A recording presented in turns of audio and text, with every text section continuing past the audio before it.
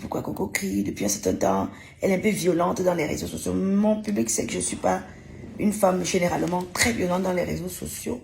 Vous savez que je contrôle généralement mon langage. Ou encore, mieux, je vais dire, je suis toujours dans mon coin.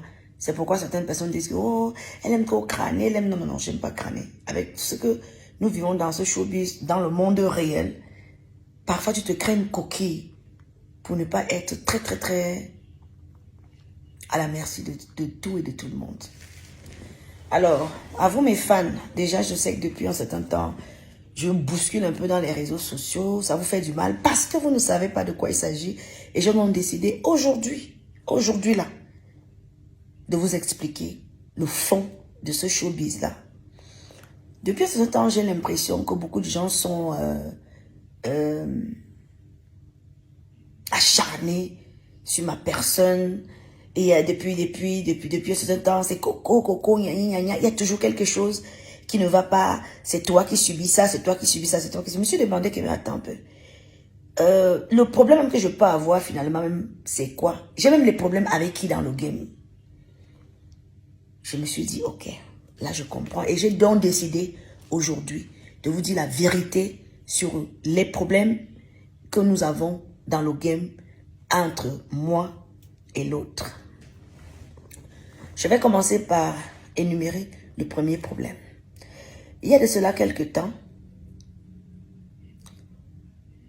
une certaine promotrice culturelle me téléphone, elle me contacte. Allô Coco, salut, j'ai besoin de toi pour un événement au Cameroun. Mais la condition, c'est que tu n'arrives pas au Cameroun pendant 3 mois, tu ne prestes pas au Cameroun pendant 3 mois et tu seras accompagné dans ce plateau avec Linda Raymond et Dora Deka. Je dis ok, c'est magnifique, c'est une belle idée, c'est un beau plateau. Waouh, oui, j'accepte les conditions. Les communications commencent, les photos, les affiches, les médias, les télés, avec les spots, etc., etc. Ça se passe super bien. Je suis en Belgique, tranquillement, tranquille. 1 mois et demi après, la dame me recontacte. Elle me dit, coucou Coco, écoute, le staff a réfléchi et on a une autre proposition à faire. Et voilà, on ne sait pas si tu seras d'accord ou pas. Je dis, oui, la proposition, c'est quoi? Elle me dit, étant donné que tu es tête d'affiche, on ne peut pas prendre une décision comme ça sans t'en parler. On veut ton accord, etc. Je dis, oui, la proposition, c'est quoi? Voilà, on voulait, sur ce plateau-là, ajouter une personne. Donc, Lady, qu'est-ce que tu en penses? Je dis, bah, ça me dérange pas du tout. Hein. Ça me dérange pas. Si vous pensez qu'il faut ajouter Lady, c'est magnifique. Même, ça va nous bousculer un peu plus. Il y aura beaucoup plus d'émotions dans cet événement. Moi, j'ai d'accorise. Hein. Je trouve que c'est une très, très belle idée. Alors, Linda, la dame me dit, Liliane me dit, ok, formidable, etc. Voilà, voilà, voilà. Voilà que le plateau est constitué de moi, Linda Raymond, Dora Deka et Lady. Sans souci, les communications se passent sans problème et nous envoient les billets d'avion. Moi, j'étais en Belgique. Linda Raymond était à Paris. Ben alors, comme on devait prendre le même vol, j'ai décidé que je quitte ma famille, mes enfants et mon mari pour venir dormir à Paris parce que le vol était très tôt le matin. Je viens dormir à l'hôtel Ibis à Paris. Le lendemain, je me dirige à l'aéroport. Quand je suis à l'aéroport, je reçois un coup de fil. C'est la promotrice qui m'appelle. Écoute Coco, vraiment, je ne sais pas comment je peux te l'annoncer. Il y a un souci, etc., etc. J'ai dit, il y a quel souci? Moi, je suis à l'aéroport. Il y a quel souci? Je suis déjà là. Elle me dit, bon, je vais parler de mille feux, je ne vais pas te cacher. Je t'appelle aujourd'hui parce que j'ai essayé de négocier. Depuis, je négocie, mais toujours rien. Ta sœur dit qu'elle n'est pas prestée sur le même plateau que toi. Je dis, waouh! Elle n'est pas prestée sur le même plateau que moi. Ça veut dire quoi? Oui, on a essayé de tout faire. Elle est catégorique. Elle ne veut pas presser dans le même plateau que toi. Aussi, ou dans, comme ça sort, comme ça sort. Elle refuse de prester avec toi. Je dis, waouh, Et il y a quel problème? Elle dit qu'elle ne connaît pas le problème qu'elle a. Je lui dis que, mais, et toi, qu'est-ce que tu en penses? Elle dit, oh, elle ne sait pas. Comme en ce moment-là, ils avaient beaucoup de sponsors, d'où le sponsor majoritaire était des gens chez qui elle était égérie. Donc elle dit, c'est la condition qu'elle a donnée. Tu ne dois pas être sur son plateau. J'ai dit, ok. Et tu n'as parlé, dit que non, je vais parler avec Chop, Chop, Chop, Chop, dit que je lui ai dit. Et voilà, sa décision reste la même. Et je lui dis, qu'est-ce que tu proposes donc que je fasse?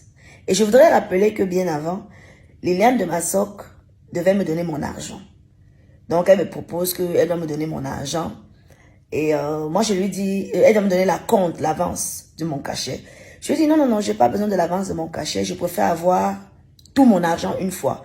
Parce que je n'ai pas envie d'avoir un petit argent. Moi, je préfère avoir un gros argent pour faire mes business, mes placements, mes investissements.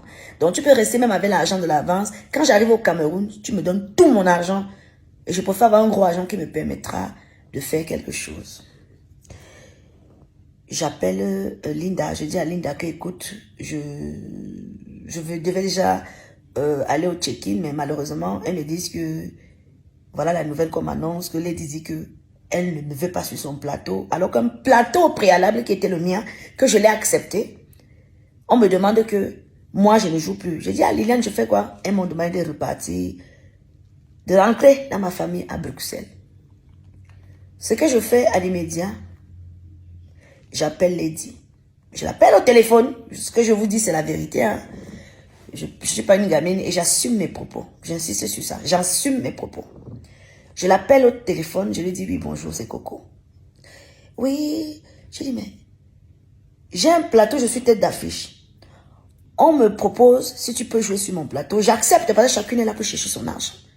Ta présence ne me dérange nullement dans la mesure où ton argent n'entrera pas dans mes poches, mon argent n'entrera pas dans tes poches. On est là pour le game. Nous avons nos familles, nos enfants, nos employés à nourrir. Et l'argent qu'on peut avoir permet aussi à nos employés de nourrir leur famille. De scolariser leurs enfants, de soigner même leurs enfants dans les hôpitaux. Mais elle me dit, oui, oui, je suis fâchée parce que quelqu'un m'a dit que quelqu'un t'a dit que tu as mon numéro de téléphone. Tu n'as pas mon numéro de téléphone. Quelqu'un te dit, au lieu de m'appeler pour me dire que quelqu'un t'a dit, tu préfères demander qu'on me retire sur un plateau que moi je t'ai accepté. Est-ce que c'est logique? Selon toi, est-ce que tu trouves que c'est logique? Elle dit, en tout cas, moi je suis à la pompe à essence. Hein, et à la pompe à essence, elle peut utiliser mon téléphone. Donc je vais raccrocher. Elle raccroche le téléphone. J'appelle le père de son enfant, monsieur Blaise Eyoum. Blaise Eyoum, vous allez m'excuser, hein. Vous êtes au courant de ce problème-là, donc je suis obligée de parler de ça. Parce qu'il y a un ras-le-bol où j'étouffe. Et mon attitude commence à déranger les gens qui me connaissent, mes fans, mon public et les amoureux de la culture. Donc je suis obligée de raconter et dire les vérités aux véritables. Aujourd'hui, je vais dire aujourd'hui la vérité. Je prends mes clics et mes claques, je retourne retrouver ma famille. Ma famille qui savait bien évidemment que je suis déjà dans l'avion pour le Cameroun. Tous mes enfants sont maman, mais c'est... Qu'est-ce que t'as, qu'est-ce qui se passe et tout. Je dis non, ça va. J'ai pas envie vraiment de vous déranger avec ça. Ça va. Pendant que je suis en train de repartir en Belgique, Linda Raymond qui est supposée, elle allait au Cameroun. Moi, je savais que, si c'est moi qu'elle ne veut pas, peut-être que Linda est partie. Linda m'appelle au téléphone. Linda me dit que la gomme vient aussi de m'appeler là, que ça ne sert à rien que j'aille au pays. Je ne joue pas. J'ai dit, 3 mois de sacrifice qu'on vous a donné pour notre image. Nous avons communiqué même sur ces événements. C'est moi qui ai accepté ma soeur à côté de moi. Et vous me dites au jour d'aujourd'hui que elle demande qu'on me retire sur la scène. Et Linda aussi est retirée de la scène. Et on découvre la nouvelle affiche. Elle est tête d'affiche. Dora Deka est restée et Grâce Deka. Sur une affiche qui était notre affiche, où on a commencé à communiquer depuis. Ils nous enlèvent à la dernière minute, alors que c'était organisé que quand on arrive au Cameroun, ils nous prennent en charge. Tout de suite, il y aura des caméramans, des télés, des radios, etc. qui devaient nous prendre à l'aéroport. Mais malheureusement, on reste avec les billets d'avion, néanmoins en main, mais on ne part. Moi, je ne suis pas partie, moi, je n'ai pas voyagé. Linda, elle m'a dit qu'elle voyage parce que son époux et ses enfants sont au Cameroun. Elle continue le voyage. Moi, je suis retournée en Belgique. Fin de débat. Ça, c'est le premier point. Le deuxième point, je vais commencer par l'événement qui s'est passé il y a peu de temps ici chez Monsieur le maire. Alors, je suis invitée chez Monsieur le maire, Monsieur Yoki Onana, que je cite ici, bien sûr, qui me dit c'est l'incroyable anniversaire de son épouse et il souhaite réellement ma présence et voilà, ce serait bien de se retrouver, d'être ensemble. Il y aura des personnalités, des artistes, etc. J'ai dit, waouh, merci monsieur le maire, ok. Dans mon calendrier, je m'arrange à être présente. Je m'arrange bien évidemment à être présente. Alors, moi je suis à Saint-Mélimant en journée parce que j'avais un événement là-bas. Je reviens, c'est vrai que c'est un peu tard. Il me demande, est-ce que tu seras là? Est-ce que tu seras là à temps et tout? Son black gloire qui m'appelle, je dis, ok, je suis déjà sur la route. J'arrive à l'événement de la dame de monsieur le maire à 23h. Quand j'arrive à 23h, l'autre sœur arrive également à 23h. Alors, monsieur le maire demande à une équipe de venir s'occuper de moi. Tout de suite, l'équipe vient me prendre devant le portail. Elle entre avant moi. Moi, j'entre et ils vont m'installer dans le salon de monsieur le maire. Et elle est installée en bas avec Roger Desmaléas, Alain Dester, Madame Dester, et beaucoup d'autres personnes qui étaient avec eux. Il y avait environ 250 à 300 invités privilèges. Ça veut dire qu'il y avait des ministres, des gouverneurs, des préfets, des maires, des artistes, etc., etc., etc., etc. C'était vraiment une soirée VIP, une soirée VIP. Un temps si peu, moi je suis venue avec cette personne, mon équipe, nous on était bien évidemment dans notre salon en haut. On pétait nos champagnes là, tranquillement, tranquille, c'est l'anniversaire. Monsieur le maire vient me trouver en haut. Je vois les Yves Tangana, tous ces gens-là viennent me trouver, me disent, mais qu'est-ce qui se passe avec ta soeur? Elle est fâchée, elle a dit qu'elle ne se mélange pas, elle est partie. J'ai dit que, elle est partie comment? Parce que ta présence, elle ne veut pas ta présence, oh, et tout, et tout, et tout. J'ai dit que maman, pardon, je suis venue boire mon champagne, c'est là, parce que monsieur le maire m'a invité. Je ne suis pas quittée de chez moi pour venir à l'anniversaire. Je ne fais pas le je m'invite. Elle est partie, bon, c'est ce qu'on m'a expliqué. Le monsieur Yves Attan vient me demander avec monsieur Serge Tamba, s'il te plaît, Coco, est-ce que tu peux alors accompagner madame le maire avec le gâteau? C'est elle qui était supposée faire ça, hein, je vais dire qu'elle est plus proche que moi. Est-ce que tu peux prester à cette soirée? J'ai dit, bah, moi, j'ai pas de souci. Hein. On m'appelle d'aller accompagner madame le maire avec le gâteau à l'entrée. C'est moi qui chante joyeux anniversaire. Tranquillement, tranquille. Elle n'est plus là, elle est partie parce que je suis là. Je leur offre une prestation. Ça se passe bien. Tout le monde est, pourquoi elle a fait ça, pourquoi elle a fait ça, et tout, et tout. Ça ne fait même pas 2 ou 3, 4 heures de temps. Elle est déjà sur Internet en train d'insulter, d'avancer des propos. La crise, merci Seigneur de m'avoir ouvert les yeux. Tu m'as montré les gens avec lesquels je marche. Tu m'as. Tout simplement parce que monsieur le maire m'a invité, ça devient un problème. Non, elle ne veut personne. Il faut qu'elle soit seule. Il faut qu'elle soit seule, elle ne veut personne. Personne d'autre qui chante le bikousset. Ou elle veut seule, être seule, elle ne veut personne. Je demande, je vais continuer. Un troisième exemple avant de... Un autre mécontentement. Nous sommes programmés à la Sanza. Alors, monsieur Honoré m'appelle, il me dit, j'ai besoin d'un plateau. Lady, toi, qu'est-ce que tu en penses? Je dis à monsieur Honoré que je n'ai aucun problème. Monsieur Honoré fait l'affiche. Je suppose que quand il me pose la question, il lui a déjà posé la question. Monsieur Honoré nous fait une affiche, oui, etc. etc., etc., Coco, Lady à la Sanza Night Club. Ils se mettent à faire la communication, les caravanes, etc. Bien pendant un mois. Ils me donnent les directives à suivre, genre, je ne dois pas chanter à Yaoundé dans une boîte de nuit mitoyenne pendant un certain bout de temps, pendant un mois. Je ne dois pas. J'accepte toutes les conditions. Maintenant, il me dit, pour l'avance, on fait comment? Comme d'habitude, je ne veux pas que tu me donnes l'avance maintenant. Je veux que tu me donnes tout l'argent une fois. C'est ce que je souhaiterais.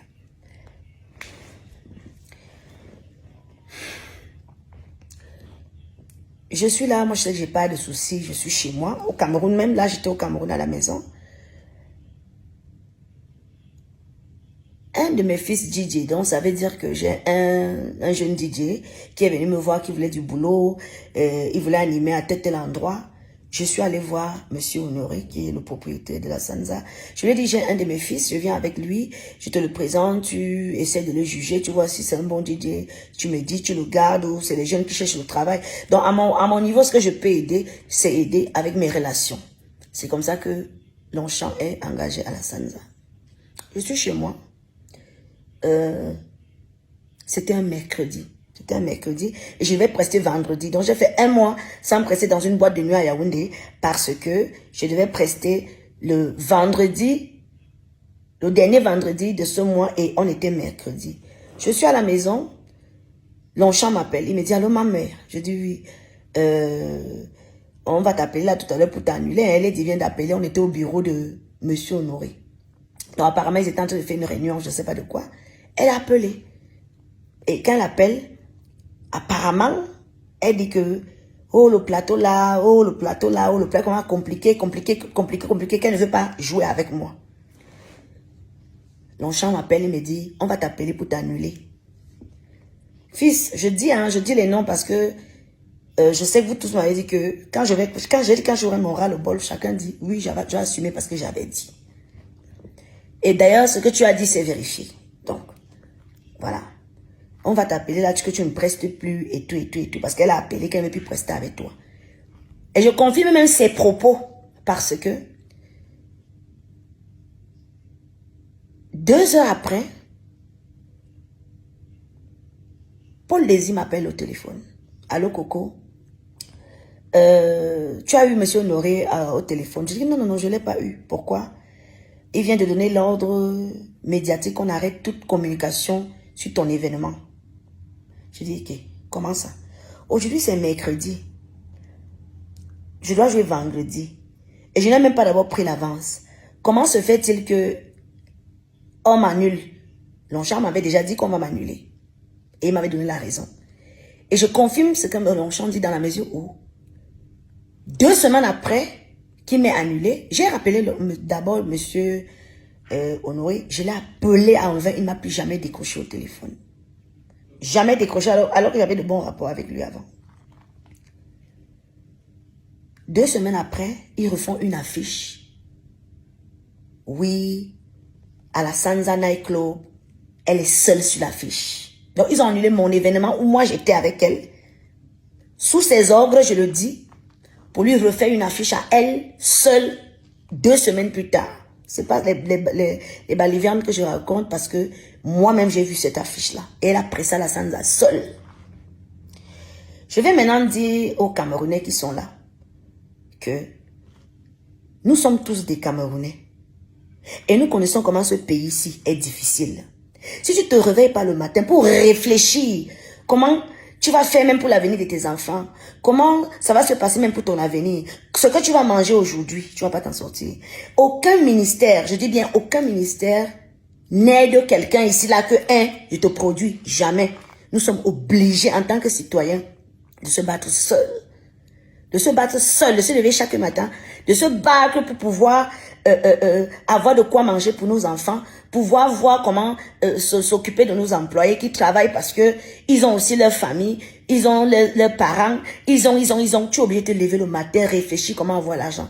Personne n'a la cuillère en or dans la bouche. D'autres personnes se disent que, oh, Coco n'est pas, elle est bête, elle est boulot. Je ne veux pas ce langage-là. Je suis camerounaise. Et je voudrais vous dire, c'est pas parce que je suis même boulot. Je l'assume que je reçois des aides quelque part. Je ne reçois aucune aide quelque part. Je n'ai jamais reçu une aide quelque part. Je dis bien, aucunement. Je suis obligée de me réveiller seule pour réfléchir. Et je voudrais dire à la diaspora aujourd'hui que pour que je puisse convaincre le public camerounais, que le public camerounais m'accepte en tant qu'artiste, ce n'était pas facile dans la mesure où on disait toujours que oh, les artistes de la diaspora là, quand ils arrivent au Cameroun, on vient Ouattien, ils ne savent rien. Je suis la seule artiste camerounaise, je le confirme, qui a marqué l'esprit des Camerounais. Je suis quittée de la diaspora pour venir convaincre le Cameroun que oui, c'est possible. C'est possible qu'une diaspora puisse aussi se lever et proposer des choses différentes, même au niveau de la culture. C'est déjà un pas. C'est déjà un pas. Une diaspora dont on ne croyait pas, on se disait que les Mbenguis, ils arrivent là, les Mbenguis. Je suis la seule Mbenguis qui est venue s'installer au Cameroun, s'imposer au niveau culturel. Et je vous dis, pour arriver à ce niveau, ça n'a pas été facile pour moi. Ça n'a pas été facile pour moi. Vous avez vu mon père, le pygmée de Djoum. Il a pris sa retraite, il vit dans son village là-bas. Ma maman à moi, elle est décédée, elle est morte. Donc je suis obligée depuis très jeune, obligée de me battre durement, comme chaque citoyen camerounais. Personne n'a de faveur dans ce pays, qu'on va te prendre un truc, on te donne un job. Non, non, non, tu dois te lever, travailler et croire en ton travail. Et je parle aujourd'hui parce que j'ai l'impression qu'il y a un acharnement vis-à-vis de ma personne. Et je commence à comprendre que ça dure un peu trop et c'est à répétition. C'est à répétition. Je vais vous prendre un exemple et je vais expliquer ceci. J'aimerais que le public sache que les réseaux sociaux, c'est une vie virtuelle. Et dans les réseaux sociaux, il y a les gens qui vous montrent un semblant de vie. Il y a des gens qui vont vous dire que oui, ils vivent bien, ils sont riches, ils vous montrent une vie, les grosses voitures et tout. Tous ces temps-ci, on a découvert beaucoup de choses qui sont fausses. Beaucoup de choses que les gens vous montrent à travers leur soi-disant vie de rêve qui n'en est pas une. On a vu les musiciens, les influenceurs, les comédiens ici dire comment ils sont riches, comment ils sont riches, comment ils sont riches. Ça nous a toujours trouvé à la toile. À la fin, on trouve que donc ce n'était même pas ta maison. Oui, oui. Nous avons vu les gens nous dire que oh, il a telle voiture, à la fin, on découvre que ce n'est pas tant.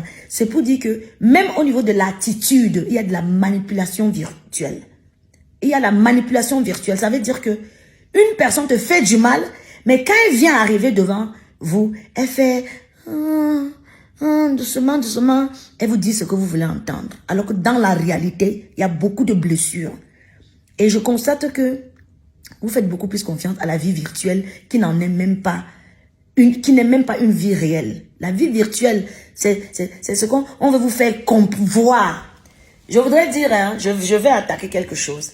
Une personne qui dit aujourd'hui que oh non, le pain du 8 mars est trop cher, le pain du 8 mars est trop cher. Bon, c'est une revendication quelque part pour nous amener à baisser le prix du pain. Oui, les femmes ne devraient plus, on nous donne les nouvelles qu'on ne doit plus porter le pain, on doit plus... Mais c'est toi qui viens parler du pain du 8 mars de façon virtuelle pour montrer au public que tu as pitié du public. Mais le même jour, le même soir, c'est toi qui portes ce pain. C'est toi qui portes ce pain. Ça veut dire que dans la vie virtuelle, il y a manipulation de l'opinion publique. Parce que oui, elle nous défend. Le Pierre a raison. On ne porte même plus le pain. On ne veut plus le pain. Mais le soir, au spectacle, c'est toi qui portes le pain du 8 mars. Vous ne trouvez pas qu'il y a une manipulation virtuelle qui existe là? Vous ne voyez pas? Vous êtes aveugle? Vous êtes aveugle? Vous ne voyez pas qu'il y a de la manipulation? Et au jour d'aujourd'hui, je voudrais dire, quand les gens me disent, oh, le boycott, est-ce que, je répète et je réitère mes propos. Dis-moi avec qui tu marches, je te dirai qui tu es. Il y a de cela quelque temps, j'espère que tout le monde se souvient, hein, où un membre de la base, comme on va dire, ils vont m'excuser de les citer, hein, mais je dois le faire, est venu faire une petite vidéo pour dire, oui, je vais dire Coco, j'entends te dire la vérité aujourd'hui. Ta soi-disant sœur, elle est là, elle a envoyé les gens et tout, et tout, et tout. Pourquoi vous ne voulez pas que je croie en ça? Puisque je sais exactement ce que j'ai vécu, que je vis avec elle. Je dis que M. Nyat Barano a fait une vidéo. La vidéo, elle est toujours sur Internet, dans les réseaux sociaux, pour dire qu'elle était derrière. Pourquoi vous ne voulez pas que je croie en ça? Alors que je sais exactement ce que j'ai déjà vécu avec elle dans le noir. Alors, aujourd'hui, je m'exprime parce que je veux parler à mon public qui me demande depuis qu'est-ce qui se passe même, qu'est-ce qui se passe, pourquoi Coco 1 est comme ça. Je vous explique la vérité. Et puis, je voudrais dire, chaque personne, chaque citoyen camerounais, je veux parler de la diaspora, s'est levé. D'autres ont pris le Boza, le désert. D'autres ont voyagé dans les conteneurs. D'autres ont voyagé dans les bateaux. Ceux qui sont morts en haut, ceux qui ont continué, les rescapés, se sont en sortis. D'autres ont voyagé normalement. Moi, je me suis battue toute seule pour me faire. Je me suis faite toute seule, je le dis. Oui, je me suis faite toute seule. Toute seule. Je veux dire que j'ai eu même la chance d'être accompagnée par de belles personnes à qui je dis merci aujourd'hui. Et je leur exprime aussi ma désolation parce que ils savent que je ne parle pas généralement, je prends sur moi. Mais à un moment de la vie, je pense qu'il faut parler. Il faut parler. Je me pose une question. Toi qui es toujours en train de rire, faire semblant là. Vous m'avez accusé généralement pas, mais si j'arrive à ce point où je commence à être désagréable dans les réseaux sociaux et que je décide de sortir, c'est parce qu'il y en a marre. Et faites très très attention aux manipulateurs. Faites très attention aux manipulateurs. Les manipulateurs vous montrent un visage doux, un visage d'un innocent. Non, non, non, non. Mais à la fin, c'est quoi? Je vais prendre un dernier exemple. La dernière fois, j'ai eu des quiproquos avec une de mes consoeurs. Je vais citer Claps, qui s'est fâchée. Elle est venue parler dans les réseaux sociaux, etc., etc. Une grande sœur comme l'autre, qu'est-ce que tu aurais dû faire? Appeler Claps, m'appeler et dire que les filles, asseyez-vous, arrêtez-moi ça. Mais qu'est-ce que tu as fait? Pendant que Claps était en train de bavarder, de parler, de faire des trucs, tu es parti.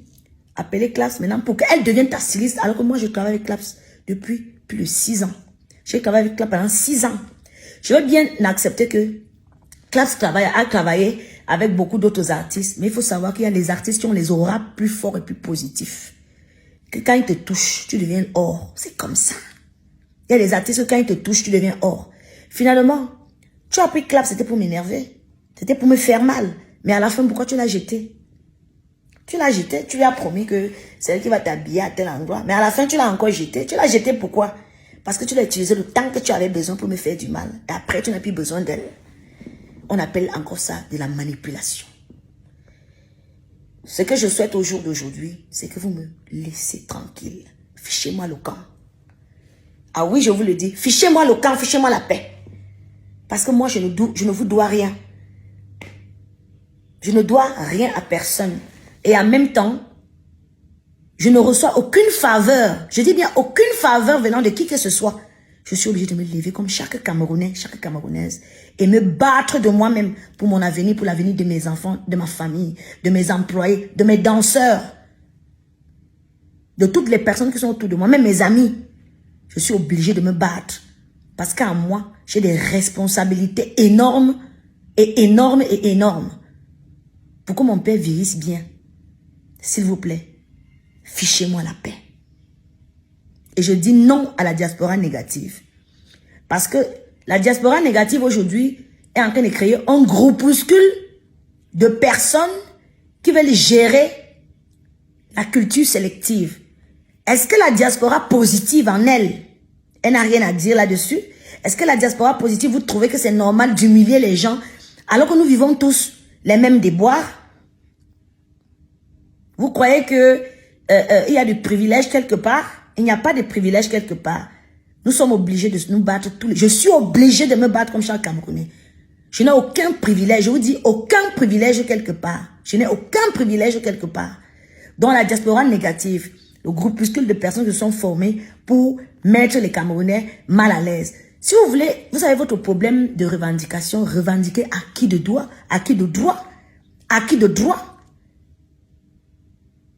Pourquoi est-ce que cette diaspora autrement positive, où on riait ensemble, on marchait ensemble, on dansait ensemble, on souriait ensemble, veut se diviser pour un problème qui ne nous concerne même pas? directement. Certes que ce problème nous concerne, mais vous n'allez pas décrire d'autres personnes qui n'ont même rien à voir dans le couloir où vous voulez nous amener là. Vous voulez nous amener dans un couloir qui n'est pas le nôtre. Je dis non. Et je voudrais demander à l'autre, pourquoi chaque fois qu'une artiste est en compétition avec toi, il faut qu'elle disparaisse. Il faut qu'elle ait des problèmes. Toi, tu n'as jamais de problème. Hein? Pourquoi chaque fois que tu es une artiste avec qui tu as été en compétition, ou que tu vois que l'artiste est un peu, elle existe un peu, on la voit un peu, il faut que l'artiste ait des problèmes. Je m'interroge. Et je m'interroge sincèrement. Au jour d'aujourd'hui, les artistes sont ridiculisés, humiliés. Toi qui es pour la justice pourquoi tu ne dis pas justice pour les artistes qu'on vient bombarder les gaz lacrymogènes dans les salles? Tu ne sais pas que nos enfants regardent ça? Nos familles regardent ça? Nos parents regardent ça? Tu ne sais pas que mon vieux père peut regarder comment on me bombarde les gaz lacrymogènes, il a lavé ses mains? Pourquoi tu trouves que tu ne peux pas aussi dire, comme tu dis justice pour tout, dis que justice pour Coco? Tu dois le dire, parce que tu es un artiste qui réclame et qui clame la justice. Parce que tout ce que vous êtes en train de faire fait du mal aux gens que nous aimons. Mais toi,